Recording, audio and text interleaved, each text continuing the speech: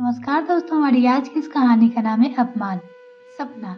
अब तो तेरे मौजे हैं। सास ससुर से अलग हो गई, पीछा छूटा अब तो ससुराल की बंदिशों से।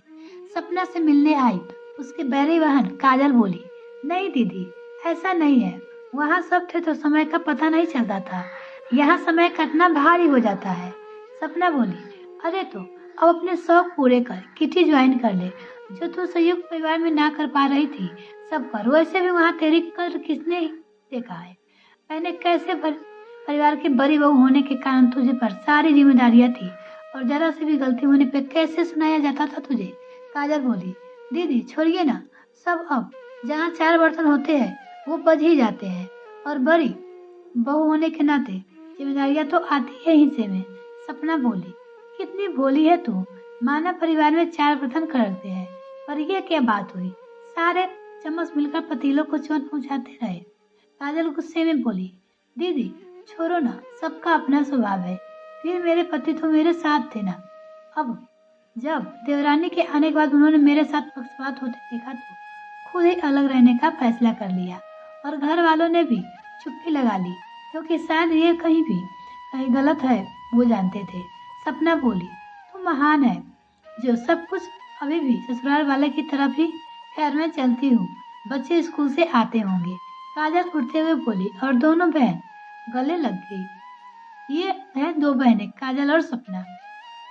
काजल जहाँ पति के साथ अलग रहती है, वही सपना का विवाह संयुक्त परिवार में हुआ था। और जैसे कि ज्यादातर परिवार में होता है, सपना के ऊपर परिवार की सारी जिम्मेदारियां थी, और जरा सा ऊंच नीच होने पर वहाँ उसे खूब सुनाया जाता था, क्योंकि एक किस्म के अपमान ही किया जाता था। और संस्कारों में पली सपना चूप नहीं करती थी। उसका पति सब देखता समझता। वो अकेले में सपना के दिल पे लगे जख्म को सहलाता भी, पर बड़ा बेटा होने के कारण अपने परिवार वालों को कुछ न कहता। अभी 6 महीने पहले उसके देवर की शादी हुई, और सब देवरानी के सामने भी सपना का अपमान होने लगा। तब उसके पति तरुण ने अलग रहने का फैसला किया, जिससे उसकी पत्नी का और अपमान ना हो, और वो पत्नी बच्चे सहित अपने घर से थोड़ी दूर किराए के घर में आ गए, अपने घर छोड़ दिए।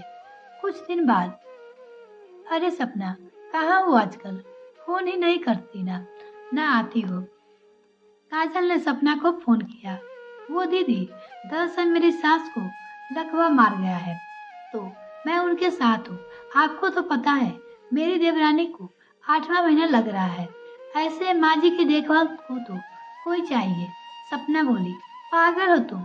जिन लोगों ने तुम्हारा इतना अपमान किया, उन्हीं की सेवा करने पहुंच गई। जब उस वक्त देवरानी को सिर पे चढ़ाया था, अभी उसी से करवाते सेवा। काजल गुस्से में बोली, दीदी इस वक्त मेरा फर्ज यही था।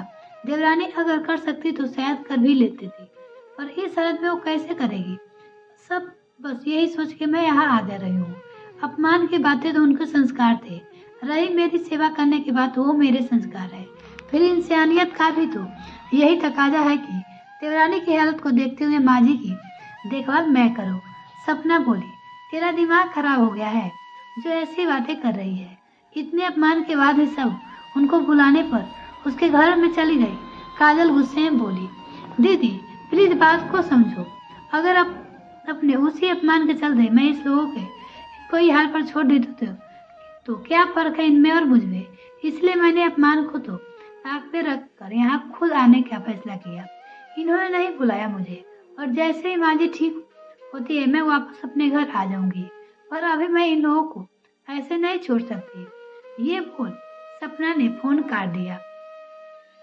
इधर सपना के सास ससुर जब सपना की निस्वार्थ सेवा देख रहे थे, तो उन्हें अपने किए पे पछतावा हो रहा था, क्योंकि आज के जमाने में सब कर देती है लोग, और किसी की निस्वार्थ सेवा बहुत मुश्किल से करते हैं। तो आज अपने अपमान को भूले।